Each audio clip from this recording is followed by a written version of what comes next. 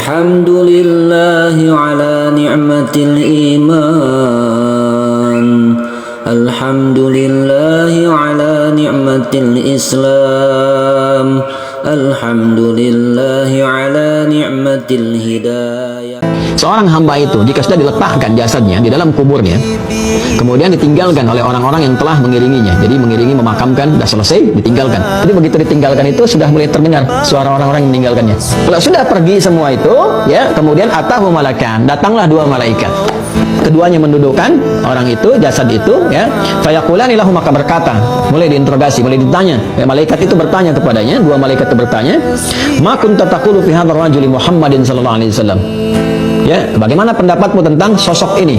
Ya, laki-laki ini itu Muhammad sallallahu alaihi wasallam. Ya, pertanyaan tuh pertama disampaikan. Ya, kemudian fayaqulu, maka menjawab hamba itu, asyhadu annahu abdullah wa rasuluh. Saya bersaksi bahwa beliau ini adalah hamba Allah dan rasulnya. Ya. Fayuqalu, maka dikatakan kepadanya, unzur ila maq'adika minan nar abdalakallahu bi maq'adan minal jannah. Allahu akbar. Jadi di alam kubur itu sudah ditampakkan, di tempat kamu ini begini-begini. Ini ada dua kemungkinan, kata malaikat. Lihat nih. Kemungkinan kamu yang berada di neraka itu dengan jawaban kamu seperti tadi itu, kemungkinan kamu di neraka itu dihilangkan oleh Allah. Ya. Artinya apa? Bukan di situ tempatmu. Ya. Allah sudah mengganti itu semua maq'adan minal jannah dengan satu tempat di surga. Setelah dia bisa menjawab itu, ya, kalau yang tadi di Al-Bukhari kan ditampakkan tempatnya di surga, ditampakkan. Jadi kebiasaan amal kita. Ahli puasa ditampakkan babur rayyan, kan? Ahli tahajud tampakkan babut tahajud. Ya, kalau semakin soleh, semakin tinggi, ada yang saat sakaratul maut tampakkan surganya. Ya. Setelah itu apa yang terjadi? Ya, belum selesai ini teman-teman. Tsumma yunawwaru lahu fihi, tsumma yuqalu lahu nam. Allahu akbar. Ya, setelah itu diberikan penerangan. Nah, ini informasi dari hadis semua nih.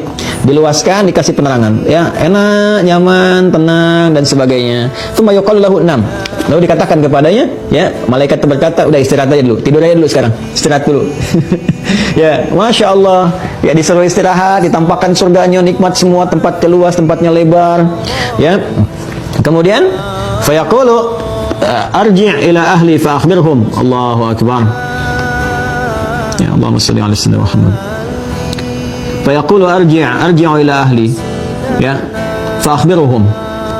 Maka mayit itu berkata, aku bisa nggak pulang dulu? Aku ingin kabari keluargaku. Dia ingin mengatakan, jangan banyak meratap, jangan sedih, cepat siap-siap beramal. Aku lebih nikmat di sini. Kalau bisa cepat nyusul ke sini. Di sini lebih enak dibandingkan dengan tempat yang kamu tinggali sekarang. Arji'u ila ahli fa akhbirhum. Ya, aku mau pulang, ya, mau kembali dulu ke keluargaku. Aku pengen ngasih tahu, kalau bisa beramal, cuman nggak mampu. Nggak bisa, gitu kan? Maka diperintahkan oleh malaikat, fayaqulani nam kana umatil arusil ladzi la yuqidhuhu illa ahabbu ahli ilaihi. Allahu akbar. Kamu tidur aja seperti tidurnya pengantin yang nggak akan terbangunkan kecuali oleh yang paling mencintainya, baru dia bangun.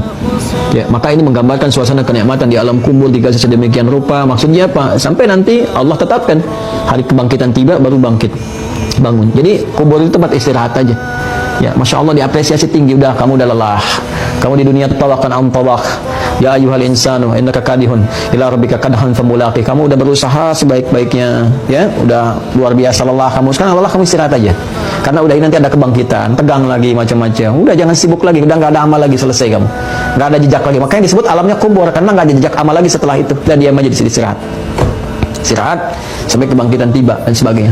Kecuali nanti yang Allah kehendaki karena hikmah-hikmah tertentu, hal-hal tertentu. Ya, misalnya dia bermohon kepada Allah, dengan terus kitanya sering mendoakan juga, terus ngirim kebaikan-kebaikan, kan? Ya, dengan doa-doa, dengan amal soleh, dengan sedekah. Itu ada yang diperkenankan, melihat dalam mimpi, kan?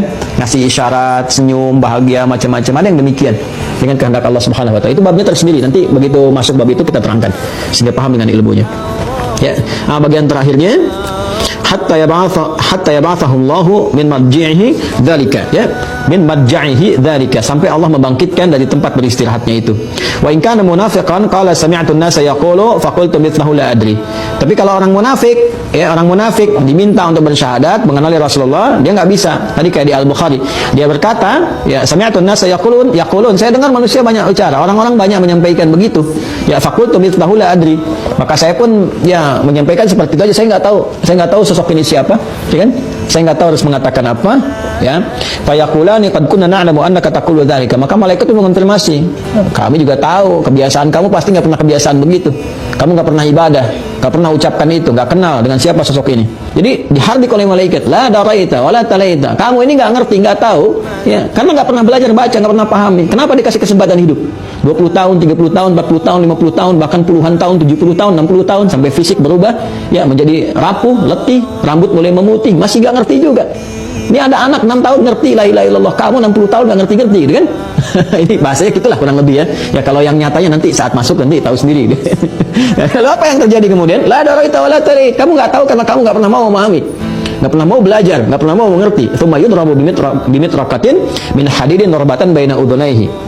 A'udzubillahi min dzalik. Na'udzubillah. Dan tsumma yudrabu bimitraqah, kemudian dipukullah dia dengan palu qadam min hadidin, terbuat dari besi.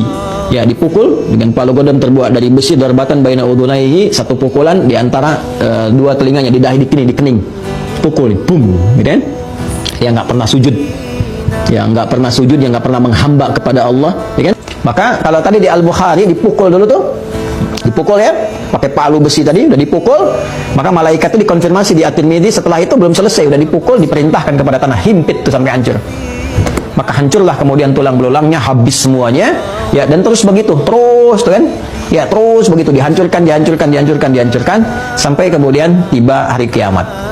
Jadi tiap waktu begitu aja. Ya, tiap waktu begitu, dihimpit, hancurkan, pukul, himpit, hancurkan, selesai gitu kan. Dan demikian. Jadi kita berlindung pada Allah Subhanahu wa taala akan keadaan-keadaan di alam kubur, karena ini perkaranya gaib dan belum ada riset pengetahuan dan tidak mungkin ada juga sehingga bisa ditangkap oleh akal. Maka nggak usah menyoal dengan akal. Ya, kalau ada orang menyoal akal dengan alam kubur, ini menunjukkan dua hal. Satu, imannya dangkal, kedua, ilmunya juga nggak ada. Ya, ini sebetulnya orang bodoh kalau menyoal seperti itu. Jangan terlalu jangan terlalu banyak dalil kalau menyampaikan. Jadi kalau orang nggak yakin, jangan pakai dalil, karena dalil itu masuknya ke iman. Iman itu urusan keyakinan. Ya, disampaikan, dakwahi, doakan, sudah selesai.